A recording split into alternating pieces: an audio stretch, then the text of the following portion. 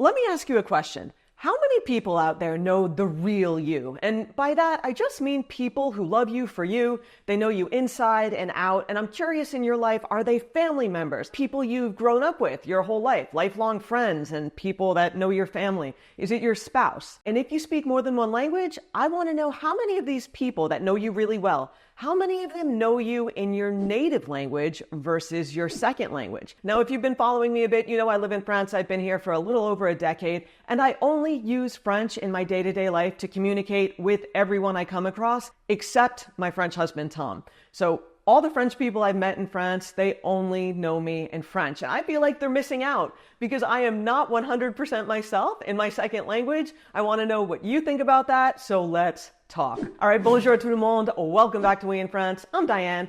And if you've learned a second language as an adult, as a matter of necessity, like in my case, I'm sure your emotions have been all over the place. I can say it till I'm blue in the face. Language learning isn't easy. And when you add that additional stress of maybe moving abroad, getting married, adjusting to working in that new country, maybe having a child, blah, blah, blah, it can be a lot. From speaking with an accent that singles you out, to never-ending vocabulary lists that you have to commit to memory, to just always feeling a little different, that learning curve has felt insurmountable for me at times, but the best part is we learn to manage, we get better, and eventually we learn to fit in and adapt. Now, before I came to France back in 2012, I had an intermediate level of French on paper, at least, and it was a shock for me when I actually got to France and had people in front of me, real people, not in the classroom, trying to converse in real time. It was a culture shock, and I've talked about that before on the channel, so I don't want to repeat myself. I'll put that video here about how comprehension needs to be your focus. But that French language, it comes at you fast, and it is sprinkled with slang.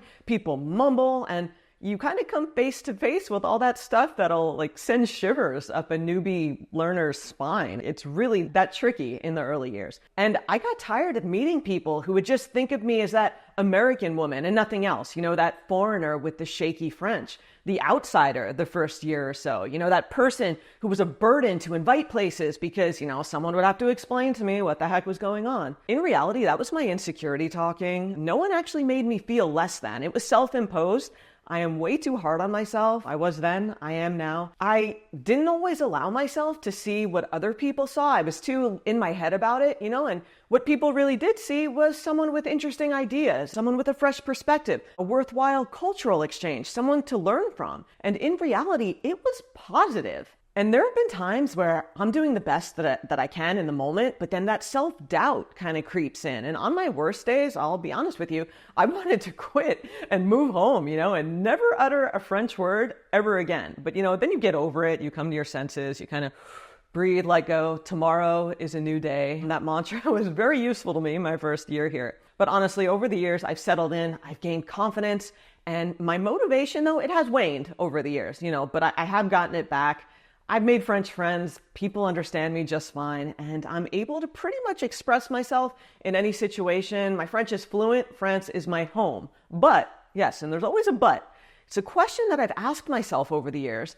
Do people know the real me in French? And if not, is that a problem? I don't have the answers, but that's what I want to talk to you about, hear from you in the comments about today, because I think it's an interesting topic, you know? I know that people are complex, and can I even say that I know the real me 100%? I don't know. Our personalities are layered. I feel like some people bring out different parts of us. Some situations bring out different parts of us. Maybe living in France brings out a different part of us. As time goes on and we move through life, we change and grow. That's inevitable. And I'd argue that this happens regardless of language. It's not a French thing or a moving abroad thing. We grow. That is normal. But I do know I'll never be able to express myself as fluidly in French as I'm able to in English. So do I have as much growth in French? I don't know. And you can absolutely be fluent in a second language, but for many of us who learned a language as an adult, like I did, learning French in my mid-20s, it'll never be exactly the same as it is with our mother tongue. And maybe moreover, I feel like we miss out on those cultural nuances that all the French kids learned as kids and all the cultural references that go with that. And I'll admit straight up, I have not worked on French as much as I could have, or maybe as much as I should. And that's okay. You know, we do the best we can in the moment. I'm good enough, and I have learned to let go of my perfectionism. That is not me anymore. and that is a good thing. I will also say, I don't think my in-laws know me in the same way that they would if I were a native French speaker. You know, my jokes aren't in French. I don't even always get their jokes. And there's definitely a distance between us. Could be a personality thing, I don't know. But maybe it wouldn't be there if we both spoke the same native language. I don't know.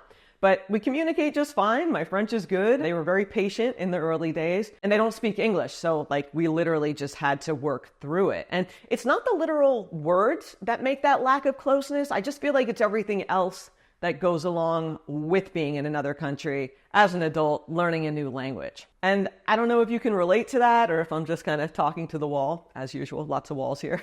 But I think something else that's interesting is that Tom, my French husband, his second language is English, and he speaks Spanish too, although he rarely speaks it anymore. And we speak English at home. That's a whole nother video. But I speak to him in my native tongue, English, and he speaks to me in his second language, English. And I've never once felt like I didn't know the real Tom.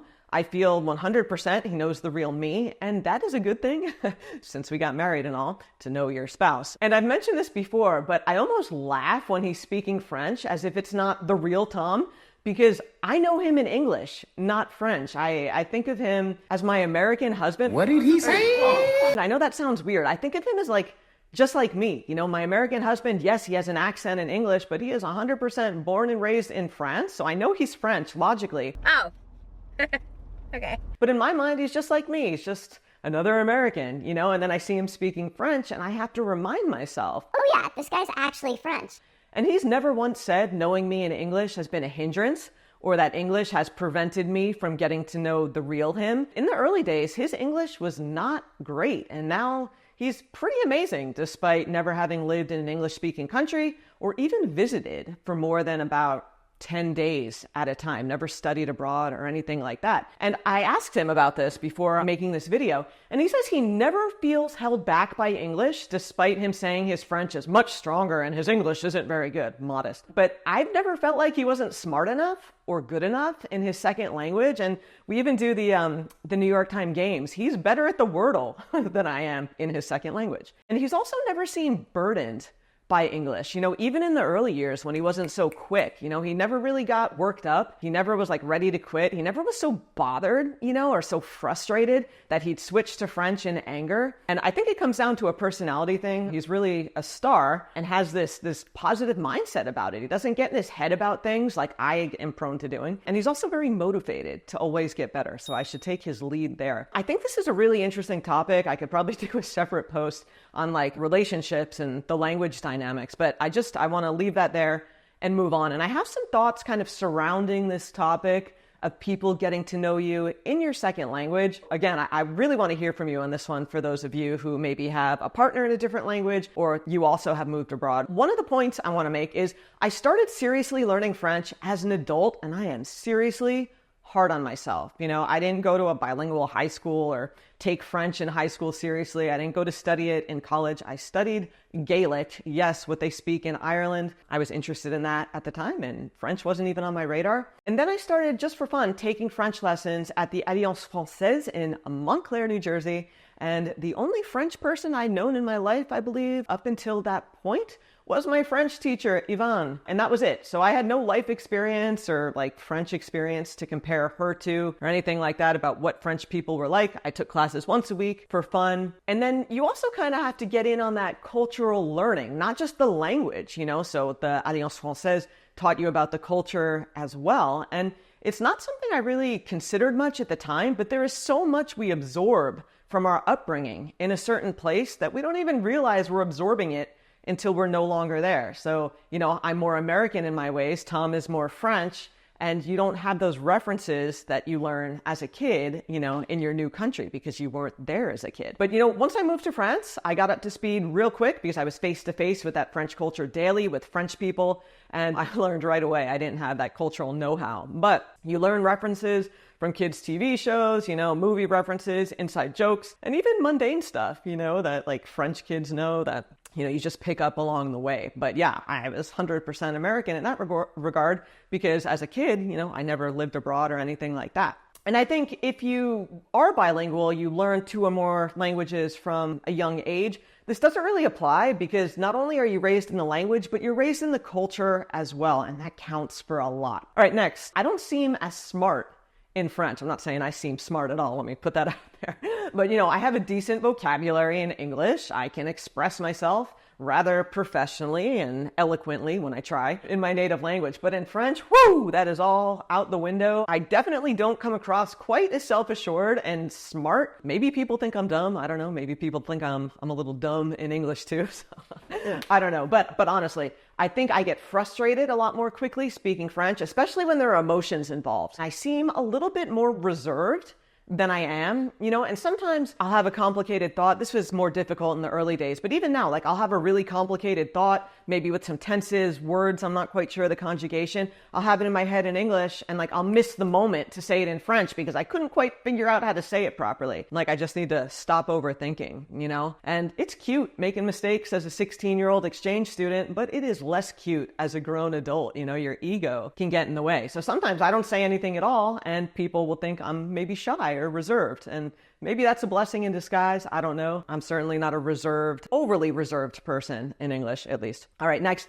I am not tactful. In French, sometimes I just don't have that same level of finesse, that a native speaker would have, and I come across a little more bluntly than I'd like, or maybe a little more direct. That's also very difficult. Also, I'm not funny. Let's just say, some people probably think I'm funny for the wrong reasons in French, but jokes, they don't always translate, and if you are more direct in your communication, or you have a more dry sense of humor, which I can sometimes, that might not translate either. All right, next, this one kind of surprised me. I am a little more smiley and bubbly in French. And when speaking English, the language, obviously it's my native tongue, it is not a hindrance, and I can express myself the way I feel the most comfortable. And I am not an overly smiley, bubbly, or high energy person. When I appear for you on video, I try to, present a good personality, good attitude. But in my day-to-day life, I'm not an over the top, not that that's a bad thing. I don't know where I'm going with this, but I'm not like, hey, oh my God, I'm Diane, nice to meet you. No. I'm more, hey, what's up? And in French, just stick with me on this. In French, I feel like sometimes I need to overcompensate for the mistakes that I'm going to make, especially around people I've just met, by being overly friendly and overly fun. Hey, I'm not different. I'm just like you. I'm not that foreigner that maybe doesn't know every single vocabulary word you're saying, but I'm still cool. So I turn it up a notch, and I come across maybe a little more bubbly, a little more high energy than my default way of being in English. And it's not a choice I make. It is something I subconsciously do in French, but I don't do in English interactions. It's subtle. This is something only I think I would notice about myself, but just putting it out there because I like being real with you guys and not always talking about how amazing language learning is or this or that. We have to be real sometimes. When I sit back and reflect, when it comes down to just where I am right now, I am proud of myself for moving abroad as an adult. The first time, Tom was not in the picture, came for work, there was no help, and I took a chance on myself and a new life and all the ups and downs that come with that territory. And I enjoy making videos for you about it, especially the early years stuff, because I know a lot of you out there are debating a move to France or visiting and all that stuff that I faced in the early days. I think it's important to get that out there. So I like talking about that stuff, also stuff that I deal with now and everything in between. So thank you for being here. And I'll just say this, language learning is most definitely a journey and no journey is linear. I want you to give yourself grace with whatever you're going through. I've had to do that. I still do that. And I will always be learning French and learning how to give myself grace. And you are better than you think. You are doing better than you think. People do see the real you in the foreign language. Maybe not 100%, maybe not all at the same time, but you're you regardless of what language you're speaking. And most of all, something I've learned, people do not see you for your flaws. Trust me on that. And the ones who do, they're just not meant to know the real you in the first place. So don't pay them any mind. I'm just honestly sharing my thoughts here. Again, tell me if you can relate below. Maybe you've felt some of this too over the years if you live abroad, or maybe it's something you've never considered. And this video is yeah, that's interesting. How many people do I know in my life that are speaking to me in English because it's their second or third language? And with that, I want to leave it here for today. As always, I appreciate you being here. Thank you for your feedback. Thank you for being a part of my community, and I will see you on We in France soon. Salut!